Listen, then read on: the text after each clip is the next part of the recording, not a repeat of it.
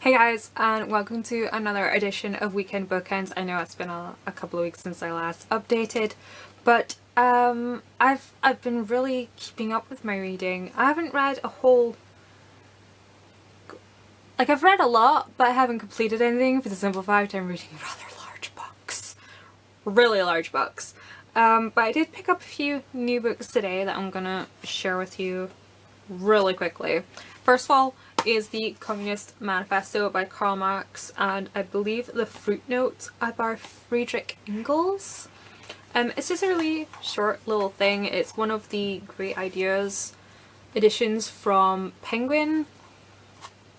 I would highly recommend the Great Ideas little series from Penguin. If they came out with a box set of all of them, I would probably purchase it. But it's great because they're just little like non-fiction pieces. They're £5. They're usually like this is a political manifesto. They do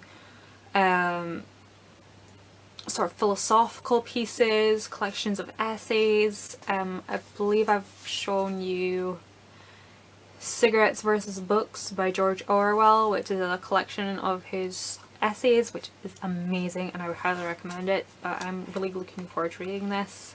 I originally heard about like this entire thing through sociology class I took at college about 7-8 years ago now. It was a while ago. I really enjoyed sociology and I kind of wish I took that back up and maybe gone to university to study it, but at the end of it I don't really know what kind of career I would get out of sociology, which is why I didn't pursue it, but I still enjoy reading about it, and also Nick likes to read about political things, and so it's a joint ownership, I suppose you could say.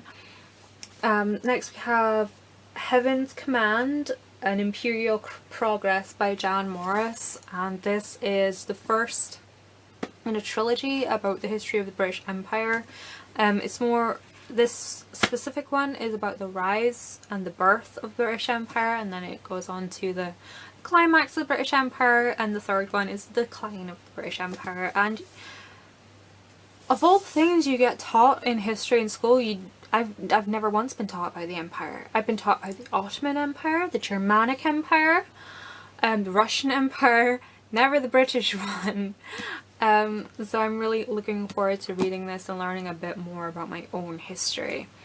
As far as our own history goes, we kind of start at the Second World War and work backwards. So we got to, well, that's a lie. In first and second year, like of secondary school, we learned a lot of ancient history. We did a lot of like the Egyptians with the Jacobites. Not the Egyptians to do with Britain or anything, but yeah, we did really ancient history, and we studied the Victorians in primary, like infant school. And apart from that, we didn't really learn a lot about our own history unless we took it as a subject in standard grade, which is like the Scottish, or was the Scottish equivalent of GCSEs. Now it's called Nationals, I think. It's part of the curriculum for excellence, because that's such a fun thing to call it. It just, oh, it doesn't, just that name sends shivers up my spine. But yeah, it's called the Curriculum of Excellence now, and they do national levels, so I don't know what this qualifies as. But yeah, we kind of studied the Second World War, the road to the Second World War, and things like the National Health Service and suffragettes, so we only really did Britain-based history, so I'm excited to read a bit more about the Empire. And lastly, I picked up this massive book. I seen this once in W.H. Smith and then I went back to get it and it was gone, and I haven't seen it for ages.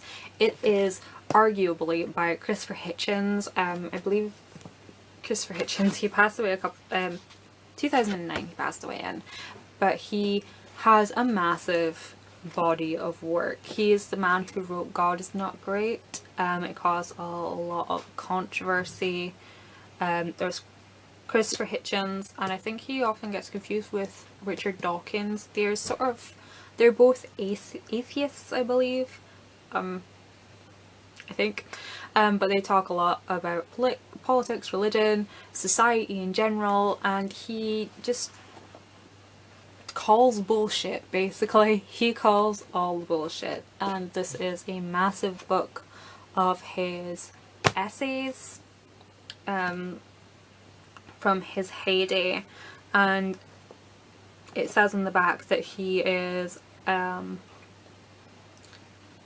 says arguably collects Hitchens' writing on politics, literature and religion when he was at the zenith of his career.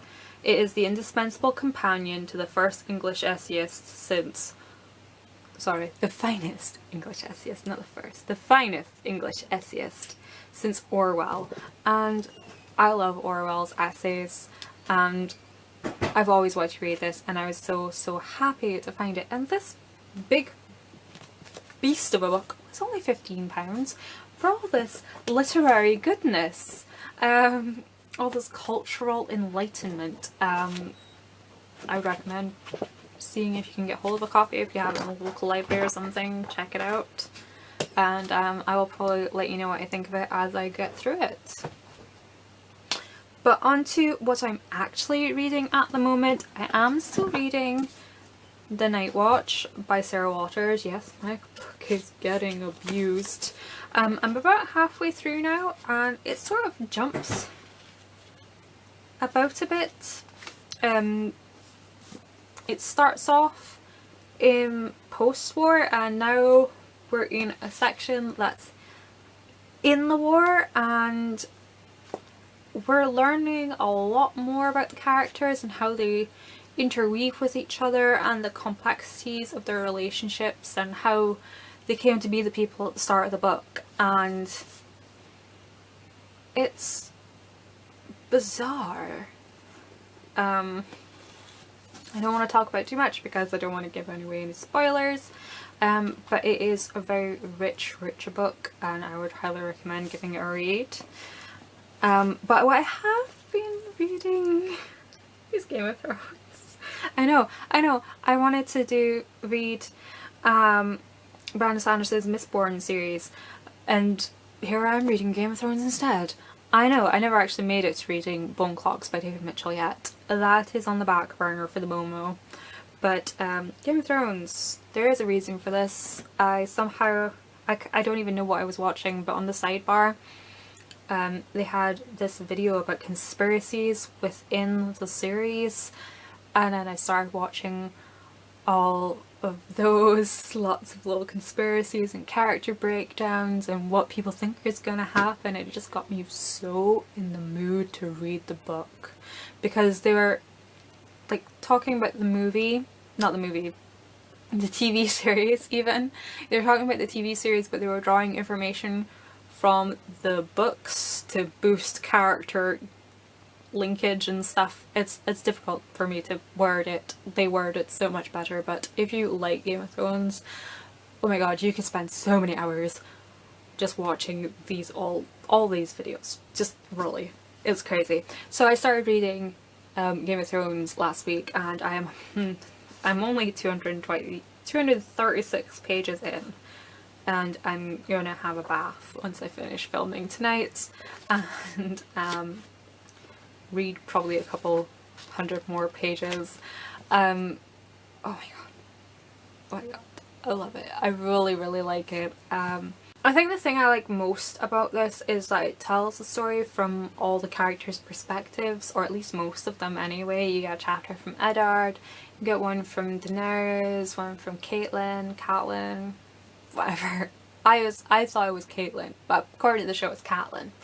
Whatever. But it makes me excited for certain characters' stories to come up. So yeah, I'm gonna stop talking about books now. It's enough book talk for one evening. But if you guys can recommend me any books that you think I might be interested, always let me know in the comments below. I'm actually this year trying to expand on reading non-fiction. Just learn more factual things. It'll help me kind of grow as a writer to have more knowledge in my head. I am writing more, but I need more, the brain needs more food. And Timmy is, I don't know if you can hear him, but he's screaming in the hall and it's bugging me so bad.